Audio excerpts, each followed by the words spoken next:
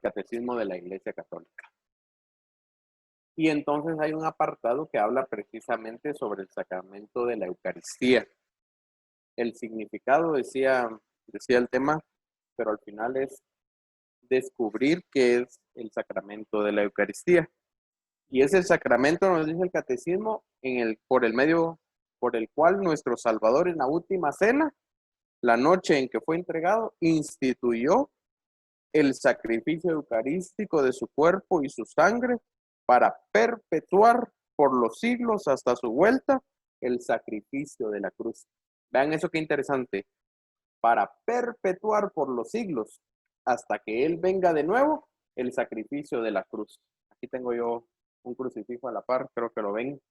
Y entonces, cada vez que nosotros, los sacerdotes, presidimos la Sagrada Eucaristía y ustedes como laicos celebran la Sagrada Eucaristía, lo que hacemos es renovar el misterio pascual de Cristo, renovar su muerte en cruz, renovar la máxima expresión de amor de Dios, que se hace hombre por nosotros y que por nosotros se deja clavar en la cruz, ofrece su sangre para darnos la redención a todos los hombres.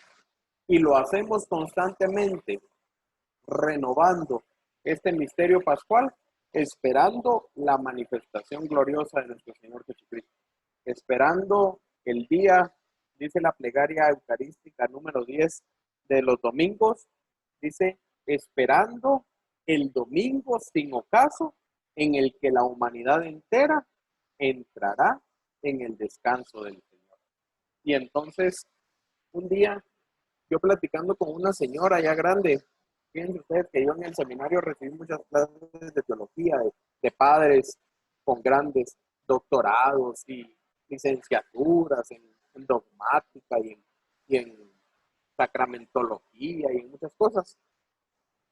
Pero fíjense que un día, platicando con una señora muy sencilla, me dijo, yo le dije, ojalá que un día por lo menos nos alcancemos el purgatorio, le dije yo pensando en que si alcanzamos el purgatorio, también alcanzaremos el cielo, ¿eh?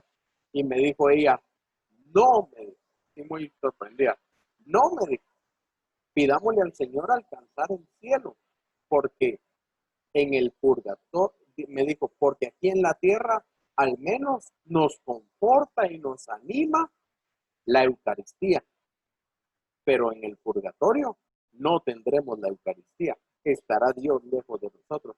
Dios nos libre del purgatorio, me dijo, que alcancemos el cielo. Y ahí comprendí que tiene razón, ¿verdad? Porque al final la Eucaristía es la presencia real de Jesús en la hostia consagrada que nos conforta y nos anima todos los días de nuestra vida en espera de la llegada del Señor, en espera de nuestro encuentro con Él. Y entonces por eso comprendemos también que a la última comunión que nosotros tenemos antes de morir se le llama viático, porque es el encuentro con el Señor que nos prepara al final para ese día dichoso de la manifestación de Dios en nuestra vida, que será el día de nuestra muerte. Y entonces descubrimos que la Eucaristía es la fuente, dice el Catecismo de la Iglesia Católica, y el culmen de la vida cristiana. En la Eucaristía, la vida cristiana encuentra su origen en el misterio redentor de Cristo, en la cruz. En su entregar la vida por nosotros, la vida cristiana encuentra su significado. Si no, no tendría significado. Pero también en la Eucaristía encontramos la cima, el culmen de la vida cristiana. Porque todos esperamos el día en que podamos participar del banquete del Rey Eterno, cuando el Señor nuevamente vuelva a beber del fruto de la vid y vuelva a alimentarnos con su cuerpo y con su sangre de manera eterna. Y entonces, por eso la Eucaristía tiene para nosotros un gran significado, porque el Señor nos la dio no como un cualquier cosa, sino que se quedó en su presencia real, en todos los sagrarios del mundo. ¿Para qué? No sé si ustedes habían pensado para qué. Y es que es para alimentarnos.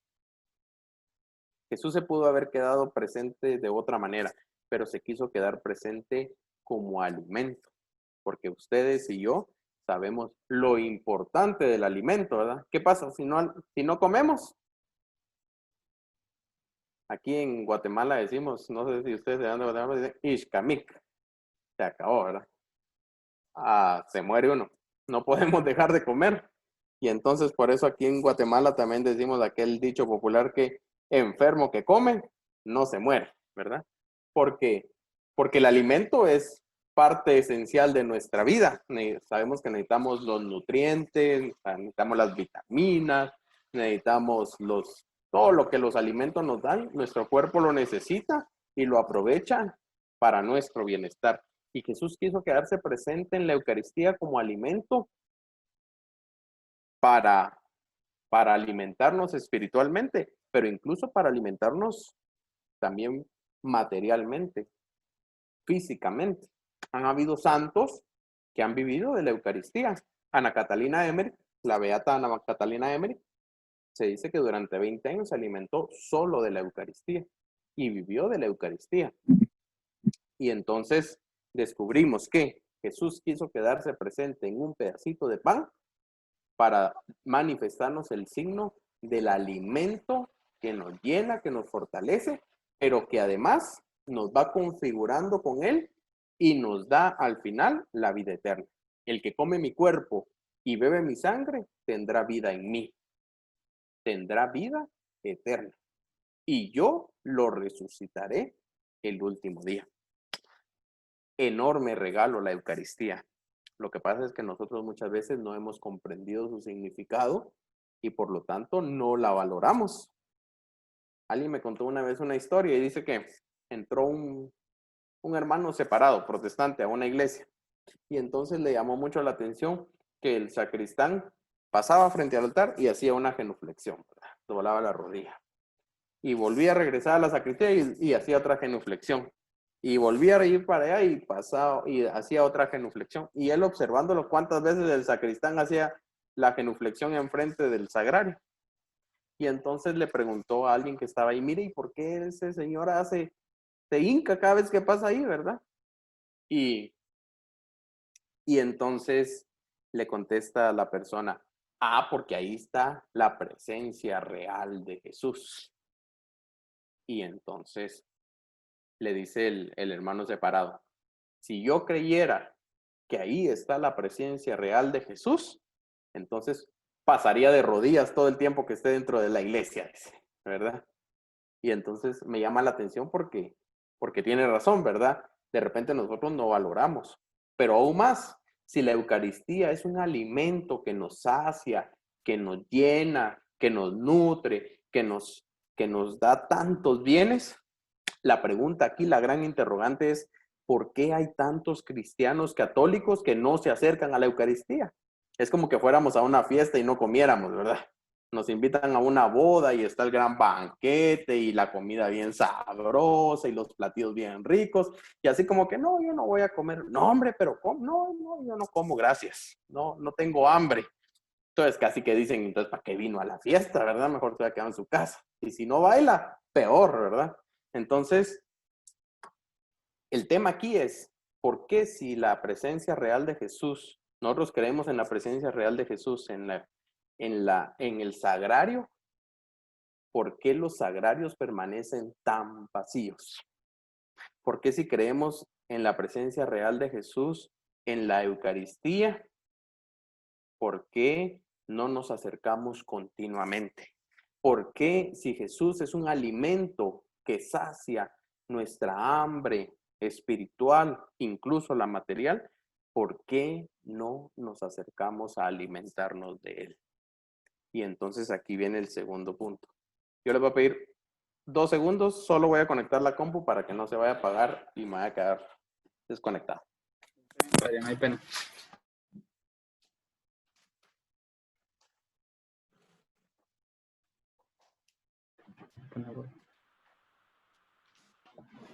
Mientras tanto, solo recordarles que si alguien tiene alguna pregunta en relación al tema que el padre va desarrollando, la pueden poner en el chat general o si no, al finalizar, pues pueden hacerla, ¿verdad?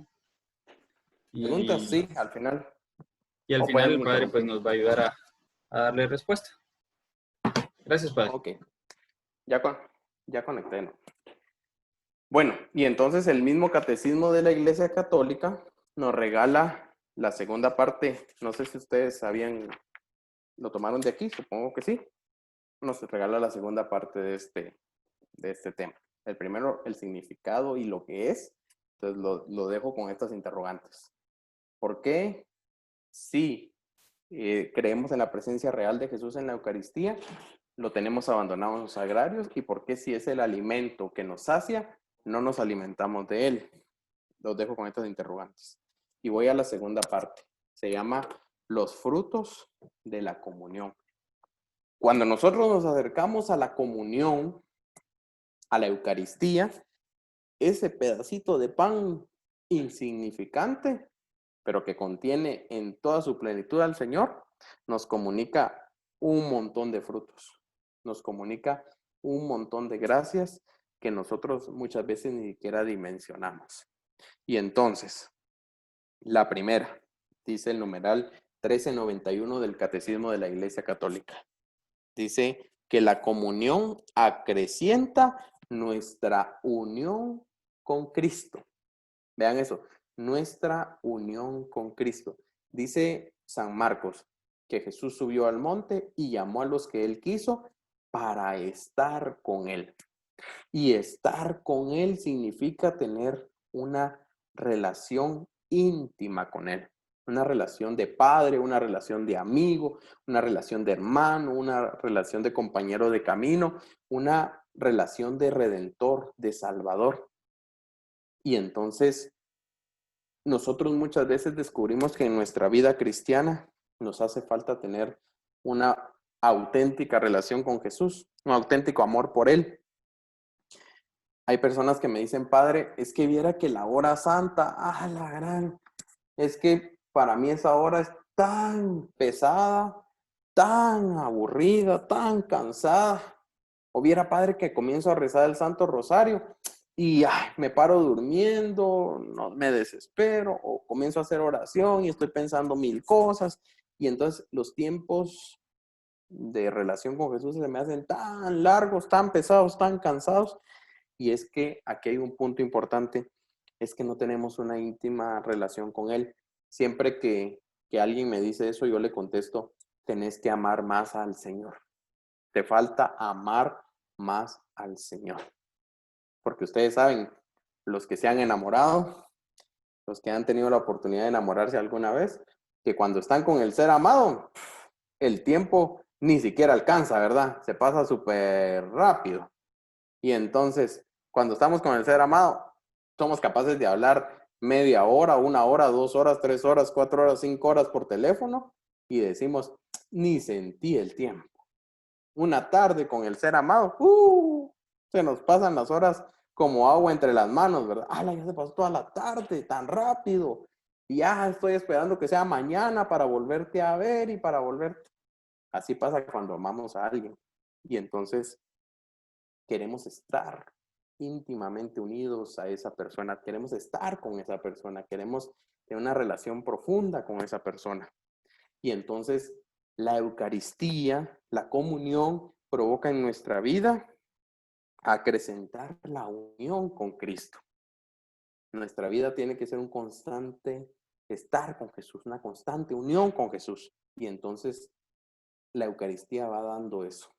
Nos permite entrar en comunión con Él, en intimidad con Él, en una intimidad de amor con Él. Y entonces preguntémonos, ¿y qué pasa con los que no comulgan? ¿Qué pasa con los que no se acercan a la Eucaristía? Entonces no tienen una intimidad con el Señor, no tienen una relación con Él. Y por eso entablar una vida de oración es súper difícil. Estar frente al Santísimo es súper difícil. Y por eso ahí vemos que tantas personas no se interesan por tener una relación íntima con Él. alimentándonos de la Eucaristía, debe de crecer en nosotros esa relación con el Señor. El segundo elemento que la comunión nos regala, vean esto, es que nos separa del pecado. Yo quiero explicarles el pecado con una alegoría sencilla. No, me imagino que ustedes lo entenderán cada quien a su manera y qué bueno, ¿verdad? Pero yo lo quiero explicar así por si alguno no ha entendido, eh, por si alguno no ha entendido bien qué es el pecado. El pecado, pensemos en un vaso, en un vaso de vidrio transparente. Y pensamos que en ese vaso le echamos agua pura. Y entonces tenemos nuestro vaso con agua pura. Ese vaso somos nosotros. Y esa agua pura que se vierte en el vaso es la gracia de Dios. Entonces, si a ese vaso con agua le cae un papelito, le cae un papelito, yo tengo un papelito, le cae un papelito, un pedacito de papel, si bien esa agua se contamina, si bien se corrompe de alguna manera, no se contamina del todo de tal manera que sea capaz de dañarnos. Entonces nosotros fácilmente podemos sacar el papelito y el agua pues la podemos tomar. No nos morimos seguramente.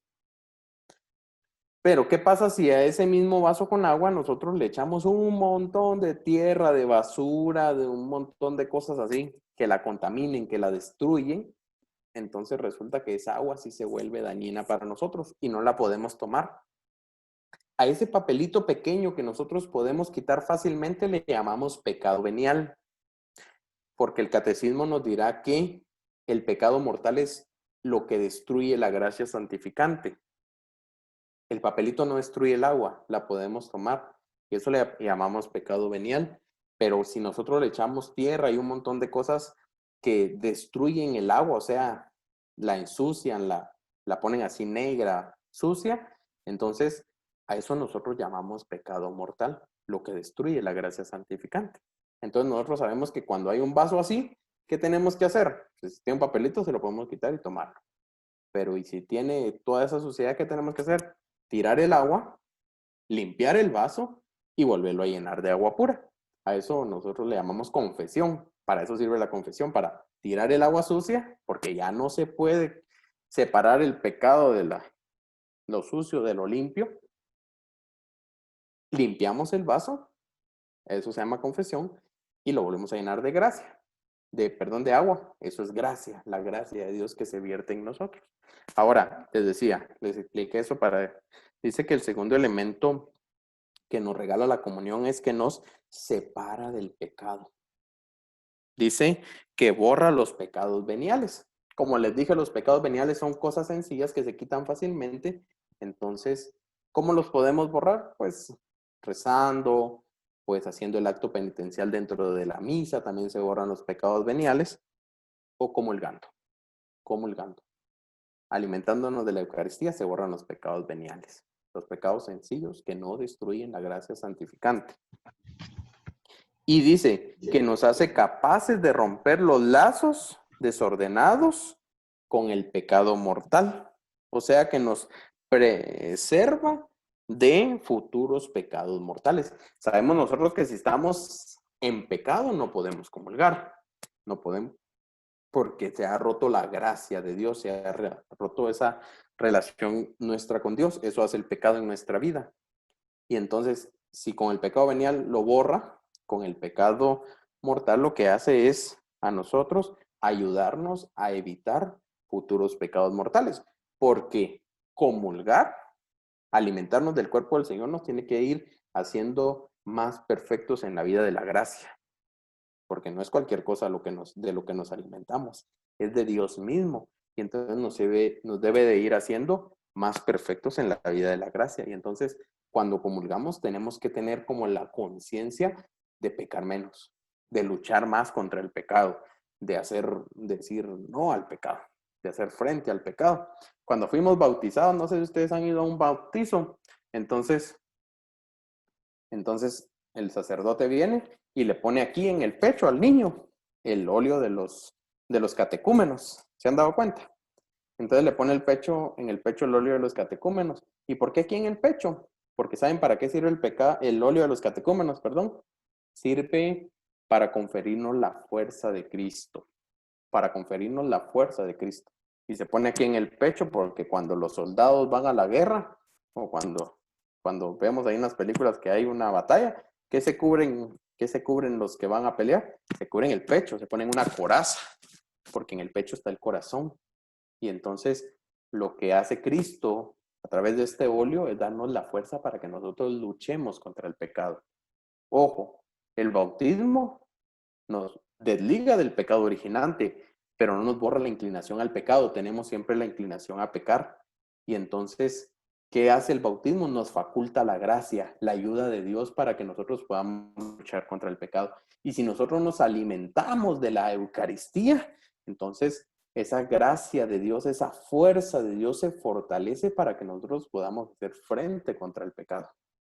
Si yo voy y me confieso hoy de tal pecado, y mañana voy y me confieso del mismo pecado, y pasado del mismo, y luego del mismo, y el mismo, y el mismo, y el mismo, ¿en dónde está la vida virtuosa? ¿En dónde está la lucha por hacer un propósito de enmienda? ¿En dónde está la lucha por desterrar ese pecado de mí?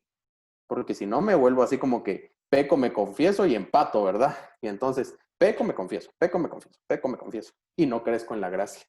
Entonces, eso nos sirve. La Eucaristía nos debe de ir animando y fortaleciendo para que nosotros hagamos constantemente una lucha contra el pecado. Nos fortalece el Señor. El Señor nos da su gracia. Nosotros por nuestras fuerzas no lo logramos. Por eso los santos nos enseñan que ante la tentación hay que huir, ¿verdad? Porque nadie es tan fuerte como para decir, aquí está mi ronco pecho y que se vengan los pecados, yo los aguanto.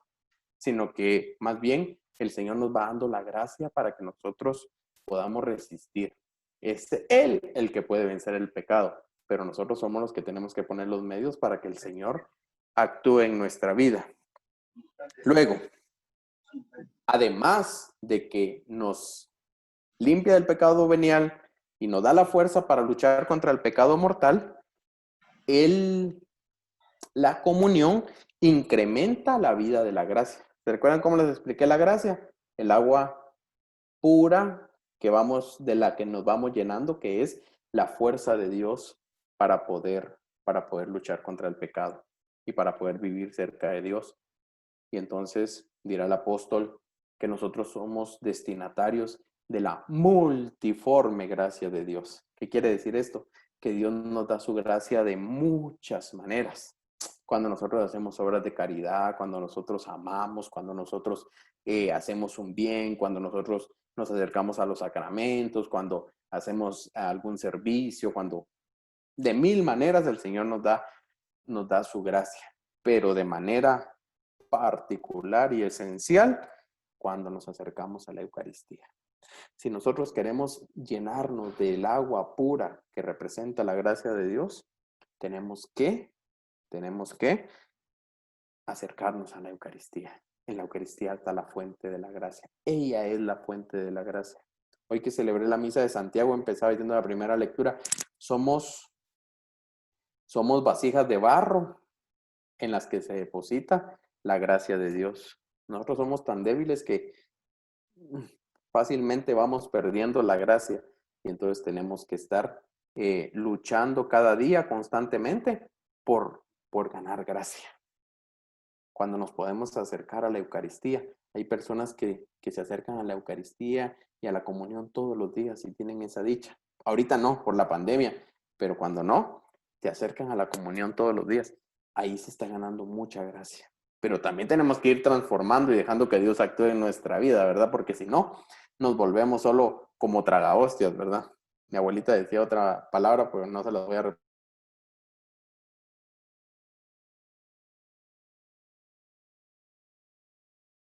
Efectividad en nuestra.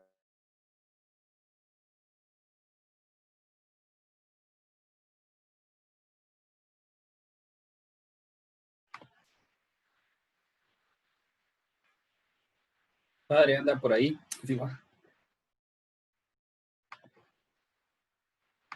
Padre Eric, perdone, todavía está por ahí. Así va, no lo escuchamos. Y quedó trabado. Se congeló, pues. Yo creo que Se congeló. necesitamos un momentito.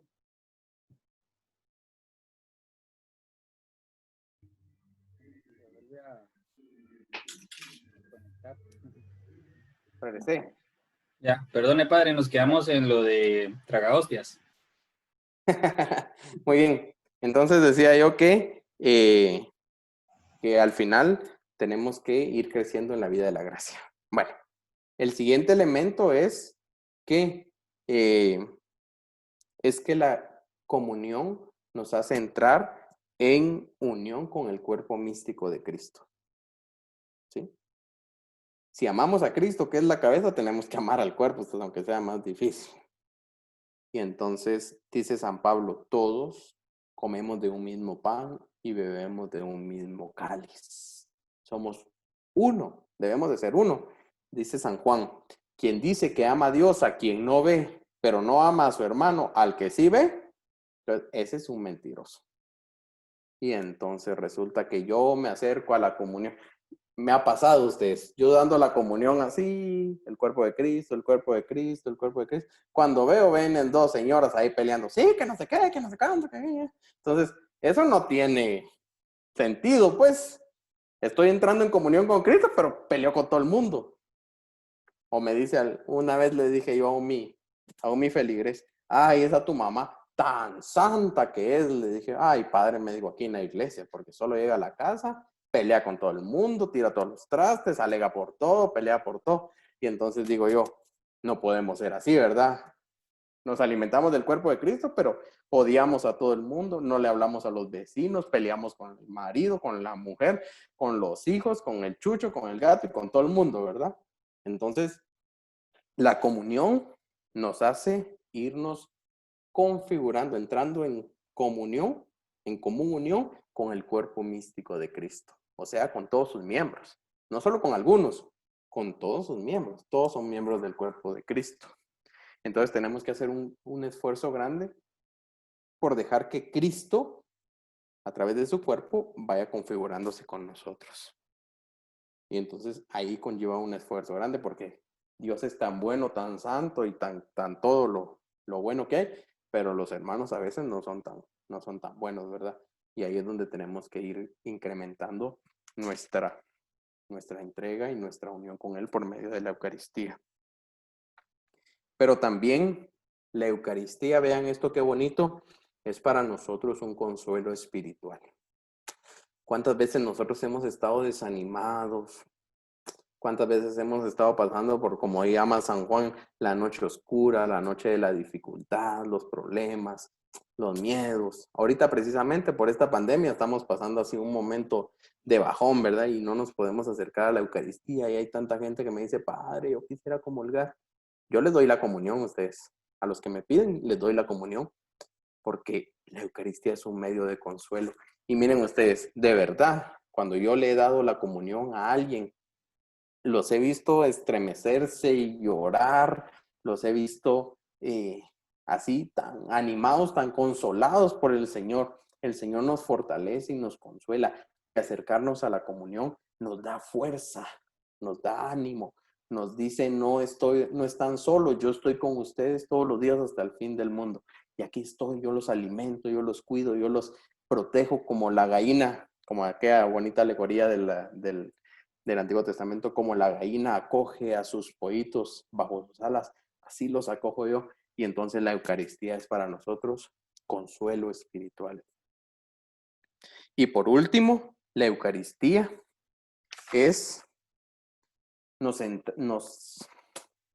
¿cómo decirlo?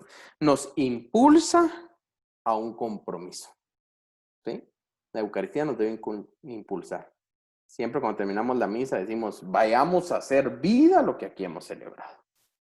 Cuando nosotros comulgamos con el cuerpo del Señor, ese cuerpo nos empuja a la misión, nos empuja a llevar la buena nueva, nos impulsa a comunicar a los otros la buena noticia, porque si no, no tiene ningún efecto en nuestra vida.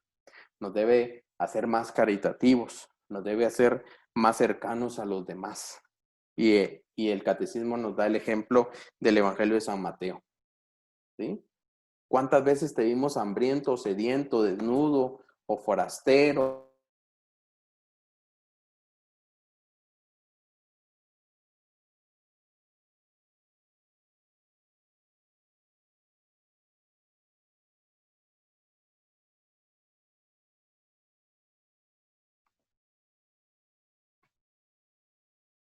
Yo creo que otra vez sin internet.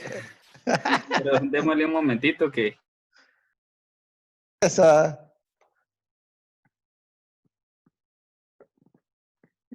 Ahorita regresa, ¿qué? Está jugando Tent Electric. Ahí. cabal. Hay que decirle deselectrizado. Ya. Él es el que aparece como él. ¿Sí? Yo creo que se desconectó. Pero démosle un momentito, perdonen ustedes, pero yo creo que con eso de que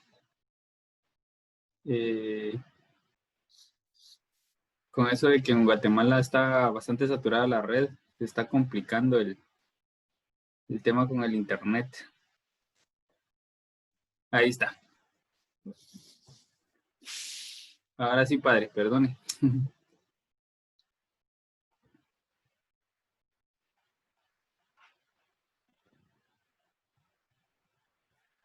Otra vez se quedó.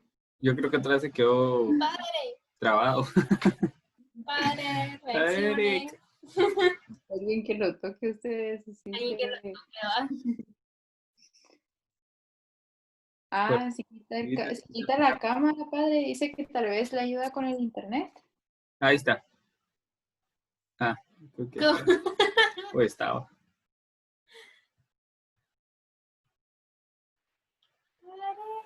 Otra vez se desconectó ustedes.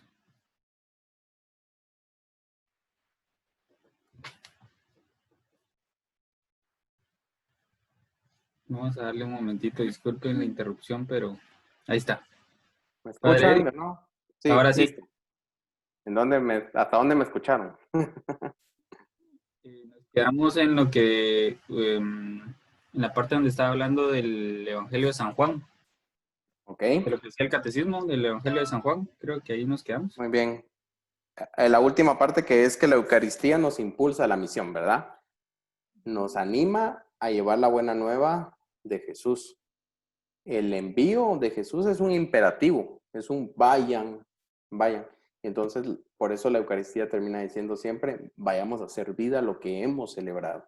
Porque si nos alimentamos de Él, eso debe proyectar en nuestra misión, en anunciarle a los demás la buena nueva de Cristo, de su paso por nuestra vida y de su actuar en nosotros, ¿verdad? Entonces, estos son los frutos de la Eucaristía. Bueno, entonces yo aquí termino el tema y ahora abrimos el espacio para preguntas, dudas, sugerencias, comentarios o reclamos, también aceptamos. Muchas gracias, padre. Vamos a ver si hay alguien por ahí que tenga alguna inquietud o duda en relación al tema que el padre estuvo comentando con nosotros. Ya saben que lo pueden hacer por el chat o si no, pues a través del micrófono. Pero mientras tanto, padre, yo tengo una pregunta. Sí, ¿cuál es la pregunta? Yo creo que usted mencionaba algo bien importante y es que usted decía que no podemos comulgar cuando estamos en pecado. Mi pregunta es, ¿qué pasa cuando una persona comulga estando en pecado mortal?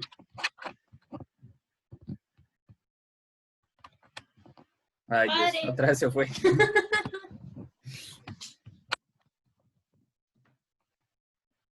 ¡Padre!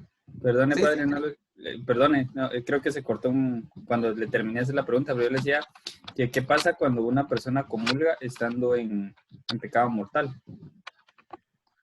Primero, esa comunión no tiene ningún efecto en la persona, digamos, no puede dar ninguno de los frutos de los que acabamos de hablar, ¿verdad?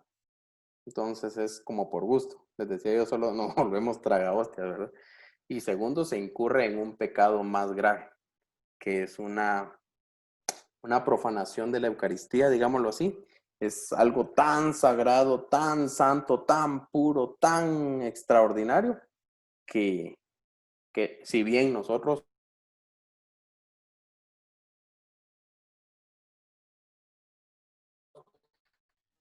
¿no?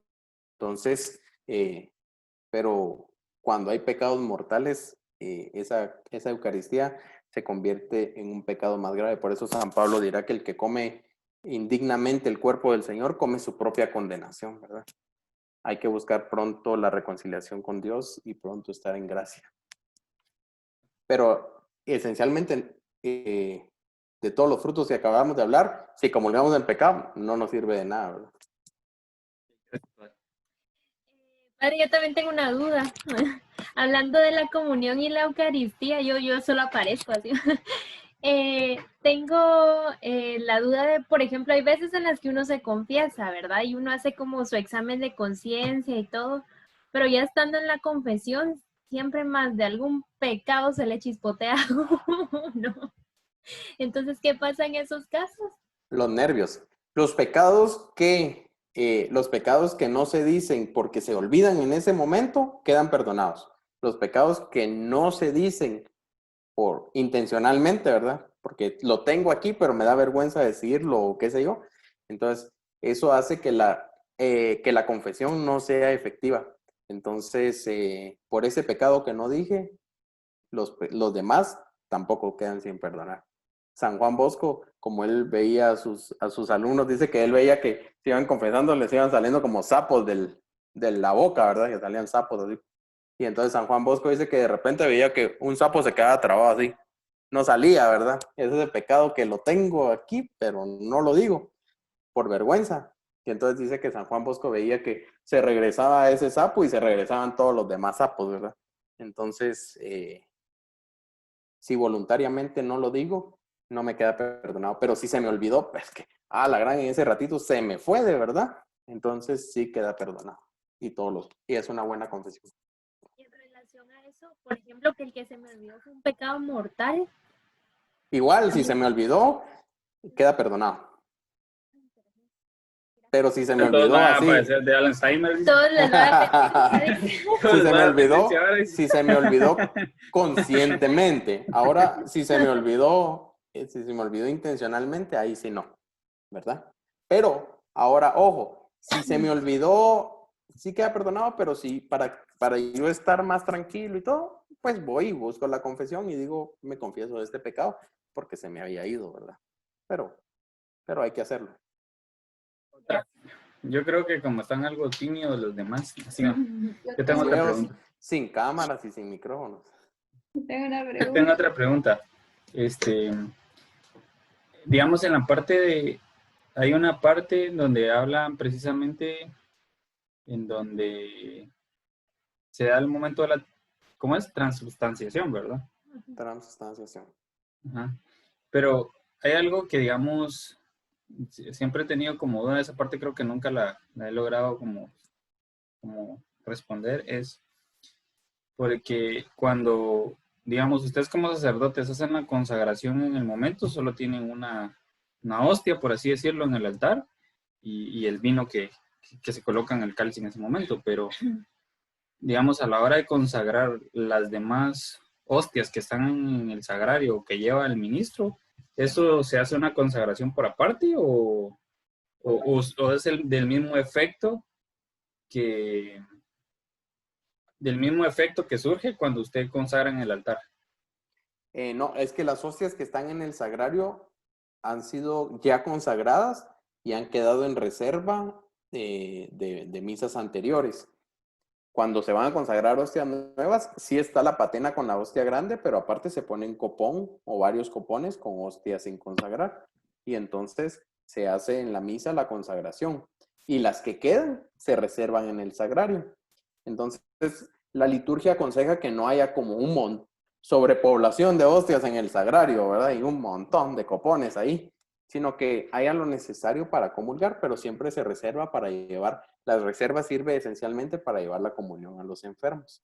Pero si yo veo que tengo un copón lleno y que solo tengo 20 personas, entonces no consagro más hostias pequeñas porque tengo suficientes. Entonces saco del sagrario las que están en reserva y doy la comunión. Solo consagro. Pero si yo veo que en el sagrario tengo un copón que tiene 50 hostias y tengo 300 gentes enfrente, entonces tengo que poner otros copones y consagrarlos en ese momento. Pero, digamos, en la consagración de esas hostias, usted la hace por aparte, no es No, se lo hacen mismo que... se hacen dentro de la misa. Cuando es necesario, está aparte la patena y está aparte algún copón que se consagra con hostias.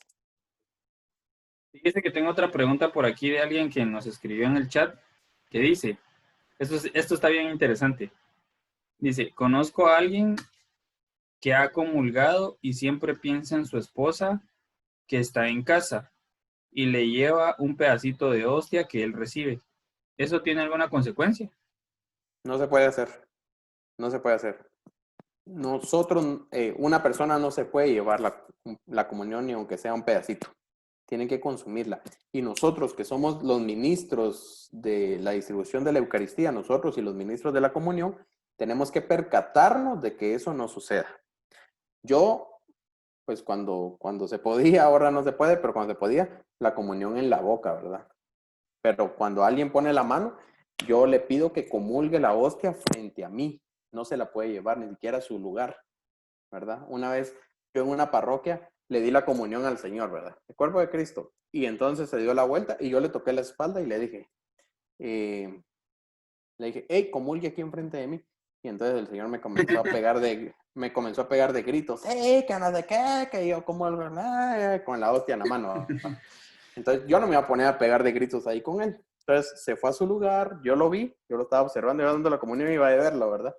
Y entonces él se hincó con la hostia aquí en la mano, hizo su oración, pasó un buen rato y por último ya la comulgó y se sentó, ¿verdad? Me quedé yo en la puerta saludando a la gente al final y pasó y me dijo, disculpe que lo que le dije, pero yo 70 años llevo comulgando así. Y entonces yo le respondí, 70 años lleva haciéndolo mal. No se puede llevar la hostia a su lugar porque de esa manera se roban las hostias para profanarlas. Y entonces no se puede yo partirla y me llevo un pedacito para mí. Conocí un caso de una señora que comulgaba un pedacito y lo demás se lo llevaba y comenzaba en su casa a darle a sus gatos el cuerpo de Cristo, el cuerpo de Cristo. Y entonces eso es una profanación gravísima a la Eucaristía.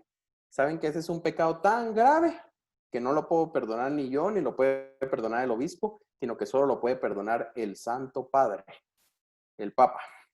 Tiene que mandar uno su carta a Roma pidiendo el perdón y todo, y ya le viene una carta con la absolución y con la penitencia. Pero el pecado de la profanación de la Eucaristía solo lo puede perdonar el Papa. Es una profanación, no se puede hacer eso, aunque sea para una persona. Que venga la persona y que comulgue. Es que no puede venir porque está enferma, entonces anótelo y que llegue el ministro de la comunión a llevarle la comunión a su casa, pero usted no se lo puede llevar. Padre, Muchas gracias. Perdón, Florcita. Dale.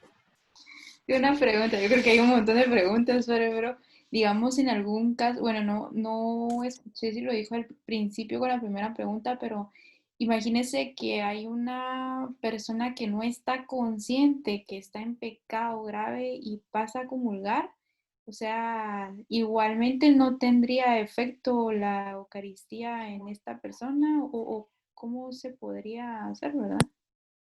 Dice al Señor, al que sabiendo y lo hiciera, si lo hace, recibirá muchos azotes.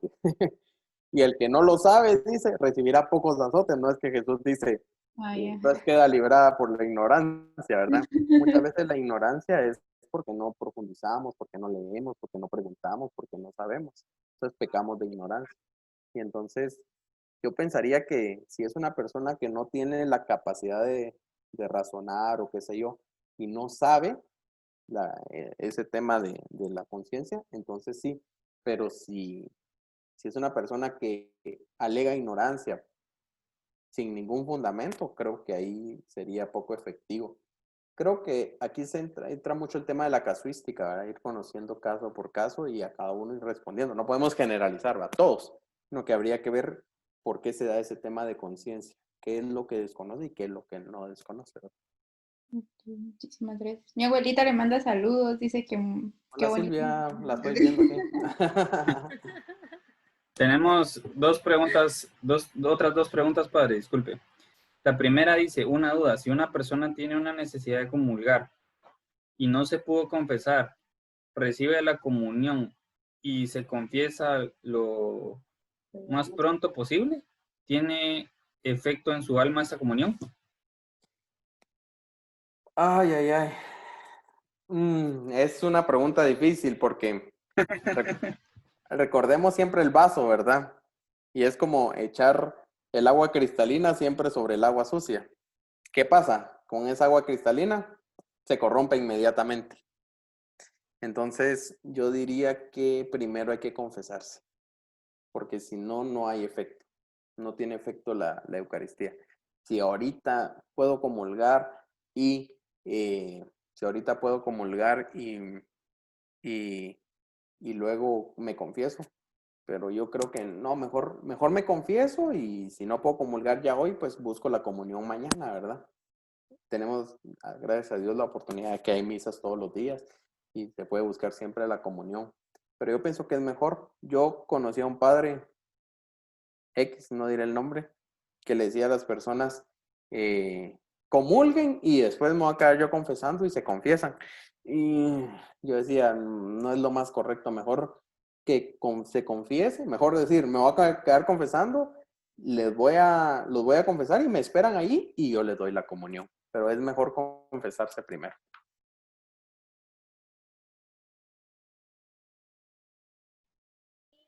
Y aquí hay otra pregunta también de la misma persona que dice, una consulta, un enfermo que no se puede confesar y pide comulgar, ¿recibirá frutos de la Eucaristía en este caso particular? Igual tendría que confesarse. Tenemos que promover. Nosotros los sacerdotes estamos para eso, ¿verdad? Para ir a confesar a los enfermos. Yo sé que muchas veces incurre en el pecado el sacerdote que no tiene el tiempo, que no se hace el tiempo para ir y no siempre es culpa del enfermo, pero siempre tiene que estar primero la gracia. Ustedes, como les digo, es como echar agua limpia en el vaso que ya está sucio, se contamina el agua sucia. Entonces es mejor buscar siempre la gracia. Hay que buscar los medios, ¿verdad? Los medios. A mí si me piden que vaya a confesar, voy a confesar, pero hay que buscarlo, ¿verdad? Que habrá algún padre que diga no, pero habrá algún padre que diga sí. Entonces, el que busca encuentra, dice el dicho.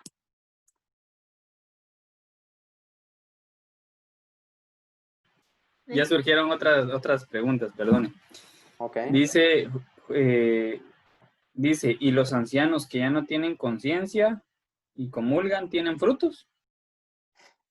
Ah, los que ya no tienen, yo pienso que siempre tiene uno conciencia. Pues Y yo me imagino que entonces, se refiere a demencia o Ajá, demencia Ah, senil, por ejemplo. sí, esos son casos precisamente que son como la excepción a la regla, ¿verdad? Obviamente si yo no tengo conciencia del pecado porque tengo Alzheimer o alguna cosa así, entonces ahí sí es efectiva. Pero si yo tengo conciencia, del tema es la conciencia, si yo tengo conciencia, entonces ahí está el problema. Pero sí, si hay uno que está enfermo de Alzheimer, de una cuestión así, ahí sí es efectiva la Eucaristía, la comunión. acá, otra más. Dice, tengo una pregunta. ¿Quién dice que ama a Dios que no ve y no ama a las personas que sí ve? ¿Cómo podemos amar a alguien que constantemente nos hace daño? Ay, aquí entra el tema de la perfección cristiana y es que Jesús nos, nos pasó a perjudicar, diría alguien por ahí, cuando dijo, cuando les den una mejilla, pongan la otra. Al que los persigue, ustedes oren por él. Al que les pide el manto, denle también la túnica. Y aquí entra la perfección cristiana. Dice, si ustedes solo aman a los que los aman, ¿qué mérito tienen? Hasta los malos hacen eso, ¿verdad? Pero amar a quien lo odia. Y es que Él nos da el ejemplo, así crucificado aquí como lo tengo aquí. Dice, Padre, perdónalos porque no saben lo que hacen. Ah, la gran, nos dio así, como que nos puso en aprietos, ¿verdad? Él mismo perdona a sus perseguidores. Él mismo perdona a los que lo están crucificando. Y entonces, aquí entra la perfección cristiana, en amar a pesar de. Y entonces, si no, estamos solo así como que en lo normalito, ¿verdad? Pero cuando nosotros amamos a pesar de, hay una santa, bueno, no es santa, todavía no está declarada, pero yo pienso que sí es santa, Sor Cecilia Charrín, aquí en la Casa Central, para los que conozcan, ¿verdad? Sor Cecilia Charrín. Entonces viene y ella era francesa, hija de la caridad, y entonces cuenta la historia que salía en las casas y tocaba la puerta y decía, vengo para que me regale una ofrendita para mis ancianos y enfermos. Y entonces la gente le da y toca una puerta y dice, ¿me regala algo para mis ancianos y enfermos? Y el Señor le escupió en la cara. Le escupió en la cara y le cerró la puerta. Y entonces ella volvió a tocar la puerta. Y entonces el Señor abre y le dice, no le fue suficiente con lo que le di. Y le contesta a Sor Cecilia, es que lo que me dio fue para mí, ahora debe para mis ancianos y enfermos. Y entonces ahí entra el tema de la perfección, ¿verdad? En perdonar a pesar de, en amar a pesar de, en tener la capacidad de vivir de una manera extraordinaria el amor, como lo vivió Cristo. Él nos da el ejemplo. Padre, disculpe, pero solo me gustaría como, no sé, me surgió una duda en relación a esto. Yo creo que también creo que tomando como base lo que usted dice, el ejemplo de Cristo de soportar, de amar a pesar de, también me pongo a pensar que hay ciertas circunstancias que aunque tengamos que amar, no quiere decir que tengamos que permitir algunas cosas, ¿verdad? Por supuesto, Para dice aclarar, Jesús, digamos, esa parte. así, dice Jesús, ustedes sean mansos como palomas, pero astutos como serpientes, ¿verdad? No quiere decir que uno también toda la vida esté con la cabeza baja y va, pues, colúmpiense todos, ¿verdad? No, significa que bueno, tenemos que poner límites, tenemos que poner también, pero también tenemos que aprender a perdonar, ¿verdad? El perdón es bien reparador, bien liberador, bien sanador, y nosotros cuando descubrimos que el perdón nos beneficia más a nosotros que al que perdonamos, nos volvemos perdonadores profesionales. ¿Alguna otra pregunta? Bueno, no sé si alguien más tiene, vamos a ver si no, solo quiero ver si no me pusieron otra en el chat.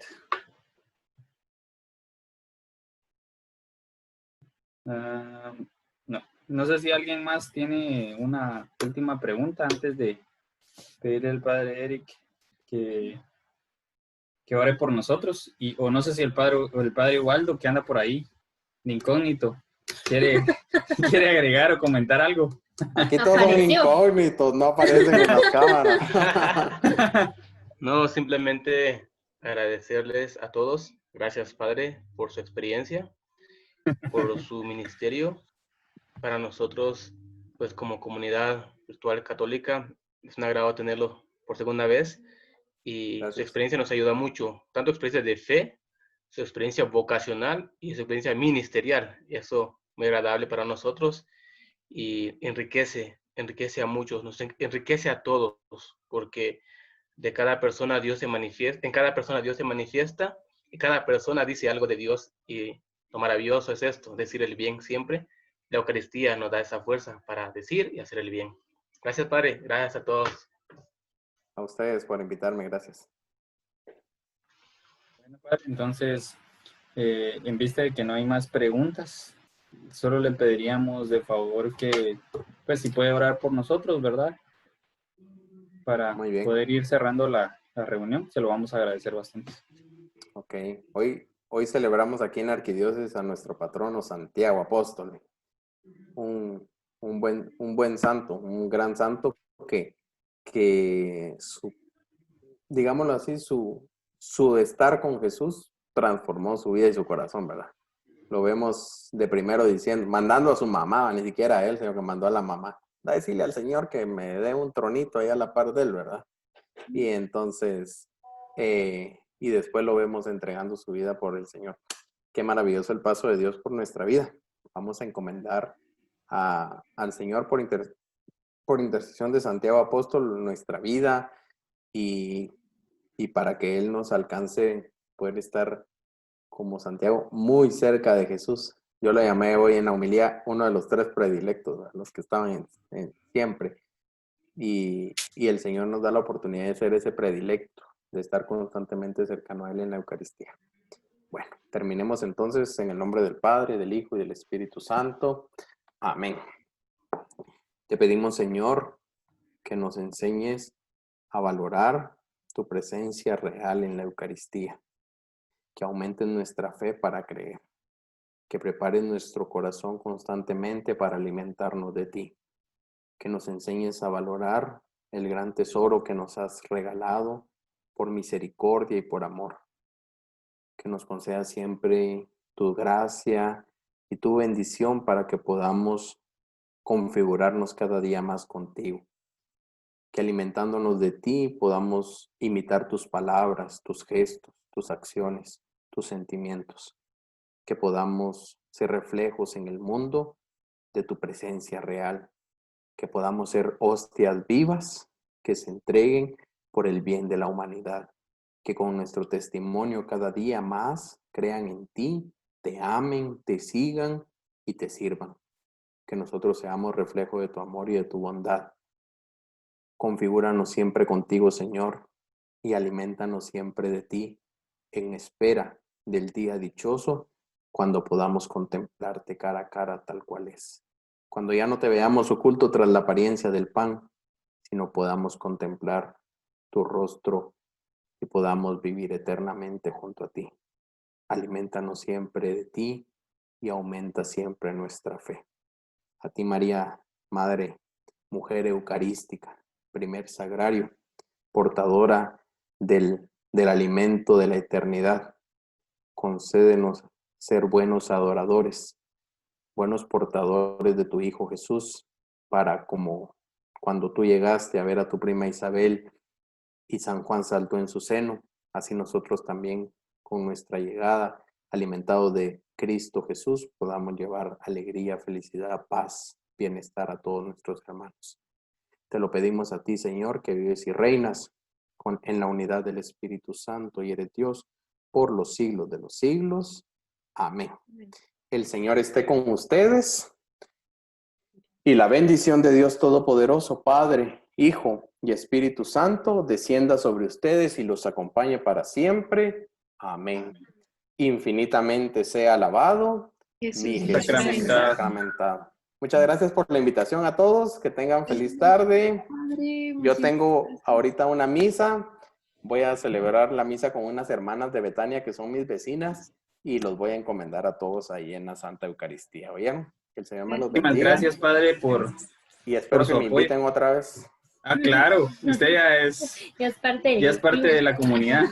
Así es que por ahí le vamos a llegar la invitación. Muchísimas gracias. Solo antes de que se vaya, aquí le pusieron un último comentario que dice: gracias, Padre, de verdad que fue una charla bendecida, me hace falta escuchar sus sermones, siempre han sido llenos de gracia. Me reí y me hizo añorar tanto a Cristo Eucaristía, gracias de verdad. Y de ahí le pusieron: gracias, Padre, bendiciones. Bueno, jueves 7 de la noche, hora de Guatemala, y domingo 11 de la mañana, hora de Guatemala, transmisión de la Santa Eucaristía, Parroquia Santísima Trinidad, Facebook, o Eric Alvarado, yo, también ahí transmitimos. Entonces, síganme. También mando las reflexiones del Evangelio todos los días, ahí un videíto. Yo se los mando a Florecita, ahí sí, ella que se los comparta a ustedes. Y entonces, síganme para que podamos participar cada día más de la Santa Eucaristía. Que el Señor me los bendiga. Gracias. Muchísimas gracias. Padre. Dios los bendiga. Gracias. Feliz tarde. Bueno, y a todos muchísimas gracias por su participación. La próxima semana también los esperamos a las 3 de la tarde. Vamos a tener una actividad muy bonita, que por ahí les vamos a estar pasando la información. Así es que deseamos que tengan un bendecido fin de semana, que se la pasen bien en medio de la cuarentena. Así va. Lo importante es compartir con la familia, así es que esperamos que se lo disfruten, que estén muy bien. Les mandamos un fuerte abrazo a la distancia y desde ya que Dios bendiga grandemente sus vidas y a cada miembro de sus familias. Adiós. Adiós. Adiós, Florecita. Adiós, Nelly. Adiós, abuelita. Adiós, tía. Adiós a todos. Ya termina. Florecita, cuídese mucho. Saludos a Marielito y a Gaby. Gracias.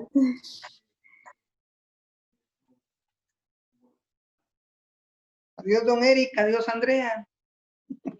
Adiós. Dios, Dios mami. Adiós. Pasen buena noche.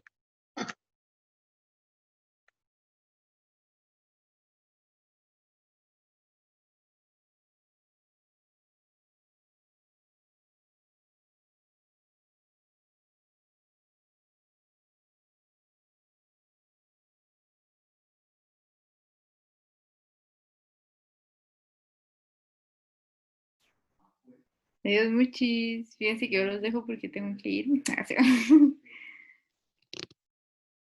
se te escucha.